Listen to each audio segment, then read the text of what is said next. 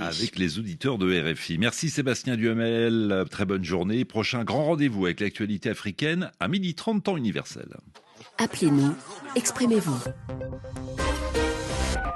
33 9 693 693 70.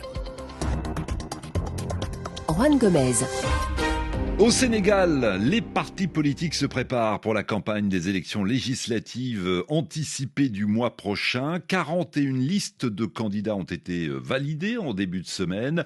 Les recalés ont pu déposer des recours au niveau du Conseil constitutionnel. D'ailleurs, les sages sont en ce moment même en train d'examiner les différents dossiers. En tout cas, parmi les recours déposés, certains sont très commentés et principalement celui de la coalition d'opposition dirigée par l'ancien président Macky Sall.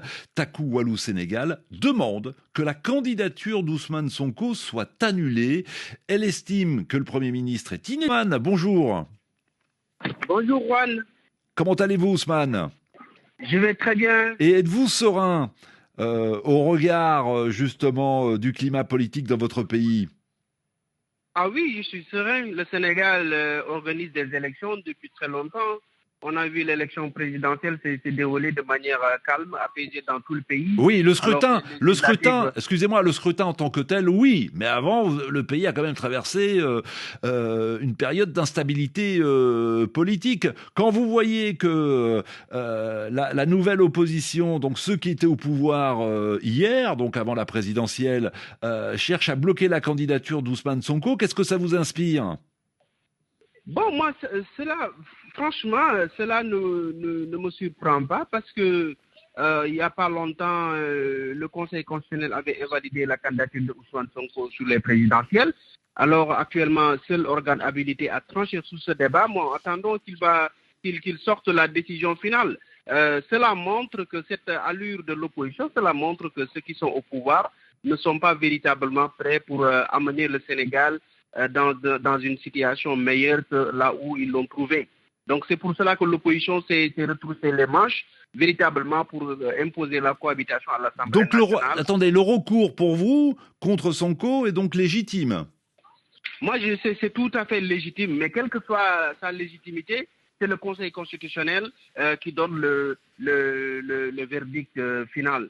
Donc actuellement, ils l'ont déposé. Oui. Nous allons attendre ce que le Conseil constitutionnel va dire et nous allons, tout ce qu'il dira, que ce soit validé ou invalidé, nous allons se contenter de cela. Et, mais Ousmane, je comprends et je respecte évidemment votre opinion, mais Ousmane Sonko, il a bien voté à la présidentielle de mars dernier.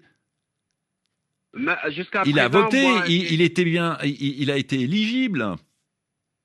En tout cas, moi j'ai dit, personne n'a les preuves qu'il a voté ou il est sur la liste électorale. Actuellement, attendons le Conseil constitutionnel et que continue à nous battre. L'opposition va continuer à se battre, à continuer à créer les intercoalitions afin que l'Assemblée nationale soit véritablement un pouvoir décisionnaire, un pouvoir véritablement qui vote les lois et de manière indépendante, oui. Sans pour autant donner, comment dirais-je, ce pouvoir populiste-là à continuer à mater les opposants ou bien à véritablement à restreindre les libertés démocratiques. Bon, donc vous dressez déjà un bilan très négatif des quelques mois du PASTEF au pouvoir. Vous souhaiteriez, si je comprends bien, que l'opposition conserve sa majorité à l'Assemblée nationale. Je vous lis le commentaire d'Omar.